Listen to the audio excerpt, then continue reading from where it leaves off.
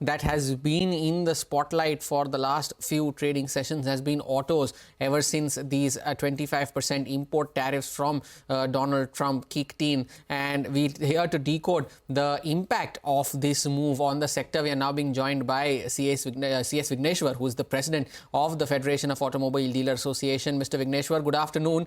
Thank you for joining in. You know, this 25% tariffs that have already taken effect now, the ripple effects are being felt across the industry, be it European automakers. Even Jaguar Land Rover announced that they are going to not ship products to the US at least for this month.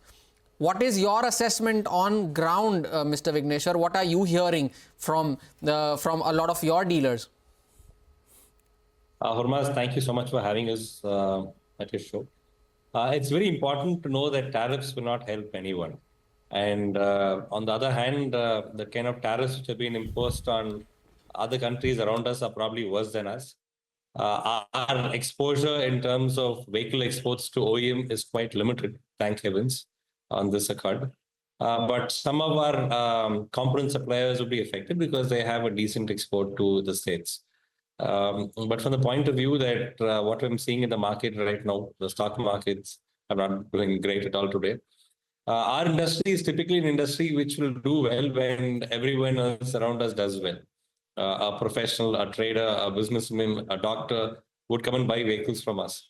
And if their sectors are not doing well, the appetite for buying vehicles does come down dramatically. So we really hope that this tariff war, it's good that India hasn't gone for a reciprocal tariff, hasn't retaliated on the tariff war. It was a good thing. I think sensibility would prevail, where diplomacy would kick in. People would sit down, talk to each other, and come to an agreement rather than try going any further on this trade war. You know, when that happens, if that happens, how that happens is something that is still an imponderable. What we want to understand from you is what the outlook on domestic sales itself is, because, you know, tariff or no tariff, domestic facing industries account for nearly 75% of our entire GDP. Exports to US itself are sub 3% of our GDP. So, you know, tariff or no tariff, the impact on our GDP is a lot more with what happens domestically. So how have you seen demand pan out? We've got numbers from all the auto companies for the previous month. The question is, for the next month itself, how has demand panned out, and what are the kind of inventories at dealers for both passenger and two-wheelers? The inventories are hovering at around 50 to 55 days with passengers. In fact, the inventory has actually gone up for a few days, which isn't a great thing because it's already at an all-time high. We typically want inventories to be at about 21 days, but when it's at 55 days, I think a lot of losses incurred by the dealers in terms of holding costs. It's very early to judge on what's going to happen for the month. We just on the 7th of the month, usually the first 7 days to 10 days is usually dull, whether tariff was or a non-tariff war month. So we've been speaking to OEMs. They're also quite ambiguous on what's going to happen there. They don't know. I think we need to wait and watch. But hopefully, a lot of countries are already speaking with the US in terms of taking trade deals through. So if that happens, I don't think it should be too much of a worry. Things would settle down quite fast. But we need to see the likelihood of that happening. Just as we speak, there are Tata Motors JLR volumes also flashing on your screen. Wholesale volumes are up 1.1% from last year at around 1.11 lakh units. Of course, Tata Motors is now at a new low in today's session, 8.5% lower, and that is, of course, after the JLR updates that had come in earlier in over the weekend as well. But Mr. Vigneshwar, that aside, you know, these import tariffs also apply to a lot of these auto components as well. So in that light, has the overall sentiment on ground taken a hit? Because earlier also there were, before any of this happened, there were already talks of a slowdown happening with the urban markets already being slower than the rural ones. What's your sense now with all of this having a cascading effect on the industry overall? The government has a big role to play here because the government also is one of the largest beneficiaries of the auto industry because of the GSTs being charged. It can run anywhere between 28 to nearly 50%. in terms of GST. So that can be looked into. The government also has a big role to play on how the banks are lending. We also having a little bit of headwinds from the banks in terms of them tightening the credit for the last quarter. They can definitely work with the banks for helping that. One, we should also remember that we're a very nascent industry when it comes to penetration of cars in our population. We are at probably about 30 or 35 vehicles per thousand population, while Norway is around 930, 940. So we need to also realize that there's a huge opportunity for us domestically to sell cars, sell bikes, sell trucks. So with infrastructure building up and with all the government agencies working towards solving this issue internationally, they should also look at how locally, domestically, there are still opportunities where we can work on, and then facilitate on how we need to get these opportunities going.